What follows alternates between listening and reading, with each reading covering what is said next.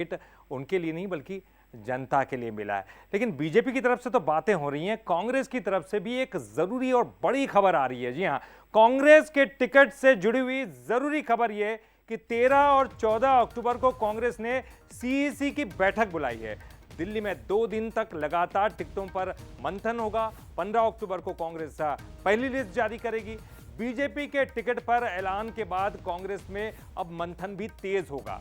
पहली लिस्ट में 150 नाम जारी करने की तैयारी में कांग्रेस दिखाई दे रही है। तो बड़ी खबर कांग्रेस की तरफ से आ रही है। लगातार जो ये कहा जा रहा था कि कांग्रेस अपने टिकटों की जो सूची है वो जारी क्यों नहीं कर रही है, ये भी कहा जा रहा था कि कांग्रेस जल्दी टिकटों की सूची जारी करेगी। कभी 100 सीटों का जिक्र होता, कभी 150 सीटों का जिक्र होता। अलग अलग नेता अलग अलग बयान देते हुए भी दिखाई देते, लेकिन यह कहा गया कि पितृपक्ष के बाद ये सूची जारी होगी। शरद जी हमारे साथ जुड़े हुए हैं। शरद जी देखिए, लगातार जो है बीजेपी सूची पे सूची सामने लाई जा रही है। अब कांग्रेस को भी ये लग रहा होगा कि कहीं भी इन टिकटों की सूची जारी की जाए।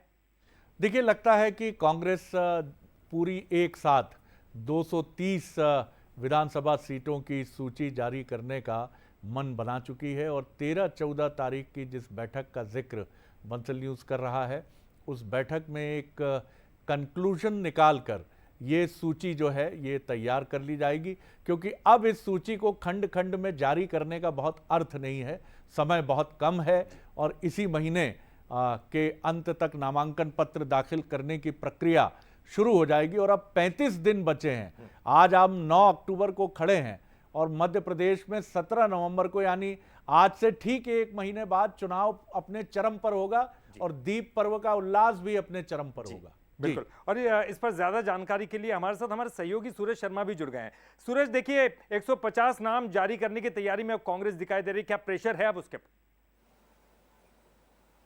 देखिए, बिल्कुल जिस तरीके से कांग्रेस ने घोषणा की थी कि वो 3 महीने पहले सूची जारी कर देगी, लेकिन अलग अलग सर्वे और अलग अलग नेताओं के मत के कारण वो कहीं ना कहीं सूची अटकी हुई है। 3 से 4 बार स्क्रीनिंग कमेटी की बैठक हुई, भोपाल में बैठक हुई 3 से 4 दिन लगातार, और एक बार सेंट्रल इलेक्शन कमीशन की बैठक भी हो चुकी है। इसमें माना जा रहा है कि 80 सीटों पर लगभग नाम तय हो चुके हैं। तो जो सिंगल नाम है वो लगभग तय हो चुके हैं। अब 13-14 को एक बहुत बड़ी बैठक होने वाली है। 2 दिन लगातार मैराथन बैठक होने वाली है, जिसमें 150 सीटों पर चर्चा होगी, यानी कि 150 और 80 मिलाकर 230। तो माना जा रहा है कि इस तरीके से नवरात्रि का पहला दिन कांग्रेस के लिए शायद अच्छा होगा और नवरात्रि के दिन का ही इंतजार कांग्रेस कर रही थी और माना जा रहा है कि पहले दिन लगभग तमाम सीटों पर कांग्रेस अपनी सूची जारी कर सकती है। जैसे कि शरद जी भी कह रहे हैं कि समय बहुत कम बचा है, क्योंकि 17 तारीख को मध्य प्रदेश में वोटिंग होना है। तो ऐसे में कहीं ना कहीं अब कांग्रेस कोई कोताही नहीं बरतनी चाहती, क्योंकि समय भी कम है, चुनाव प्रचार करना है, तमाम इंतजाम करने हैं, संसाधन जुटाने हैं। ऐसे में कहीं ना कहीं अब अंतिम दौर की बैठक का दौर शुरू हो रहा है। 10 तारीख को राहुल गांधी का कार्यक्रम है, 12 तारीख को मंडला प्रियंका गांधी आ रही हैं।